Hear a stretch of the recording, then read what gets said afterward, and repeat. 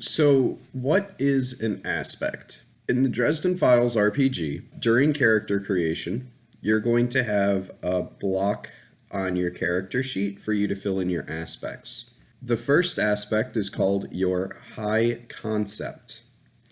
And this is what your character is at its core. If we were playing another game, it could be your race and class.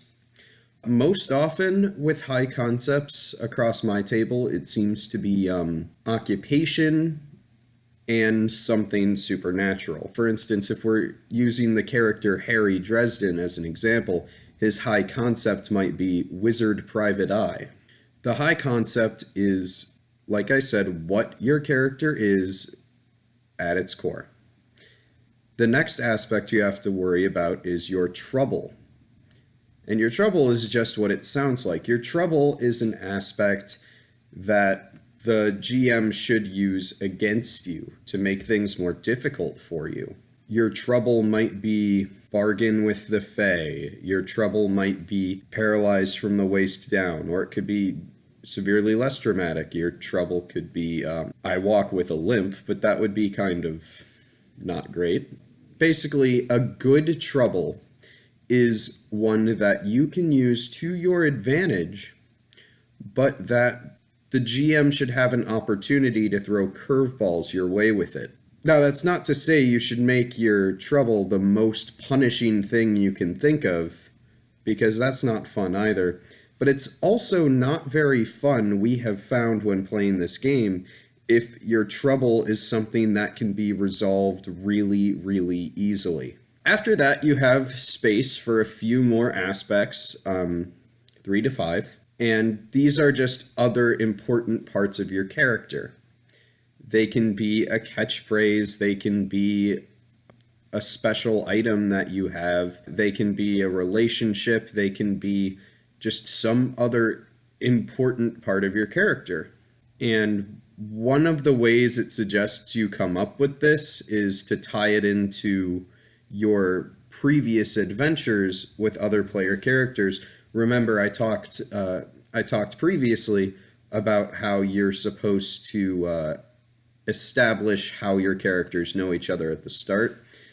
But I don't really force people to follow creating aspects off of that, because it can take a little creativity and imagination, and sometimes people just aren't feeling it.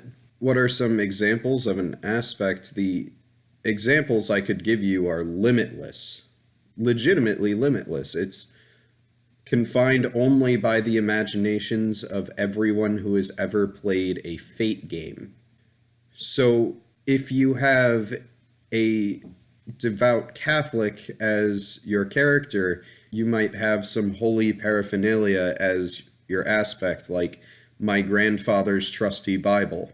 If you're a cop and you are very, very, very dedicated to your job, you might take an aspect like protect and serve. You might take an aspect such as the beast within to describe how you get very, very angry. I wish I could be more helpful here, but really the options are up to you. And of course, subject to the approval of your game master, but one thing that I've learned from veteran players of the Dresden Files RPG is that you should not limit your GM's ability to screw with you to your trouble alone. A good aspect I've been taught over the last couple of years is an aspect that can be used against you, but is mostly there to help you. It creates some more interesting story moments. Now comes the part where I tell you about where aspects come into play with everything. See, your character is going, or rather you as the player, are going to have a pool of what are called fate points. In person tables, they're usually represented by something like poker chips or beads. Online, it's built into the character sheets for us with what we use, so it works out very well. But when you use a fate point, you can pick up a fate point and you can say, I'm invoking my aspect of this because, and this will add something to your role. For instance, let's say we're playing Dresden Files and you're playing a Old West gunslinger for reasons, and you have I don't know, Showdown at High Noon as an aspect or something. You might be able to call on that to get a bonus to your roll with firearm. The way it works with the GM being able to call upon your aspects himself is that they will offer you fate points for something bad to happen. And when that happens, you have the option to pay one of your own fate points to avoid that bad thing happening. But generally speaking, it's better in the long run to hoard these things and use them all over the course of a couple of sessions, or just have them at the ready to use.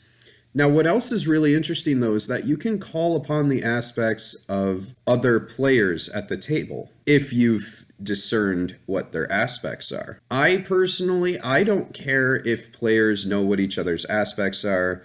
The game itself and most of the people I've talked to about this say that it's better to have it all be secretive and let the other people figure it out over time. But I think that's kind of silly, because you're going to be declaring what your aspects are every time you use a fate point and every time the GM uses one against you. Okay, so another thing you can invoke are the aspects of the world. The world you're in will have aspects. The city you're in. The campaign itself can have aspects. Of course, everyone you fight is going to have an aspect. At the very least, everyone you fight or talk to is going to have one.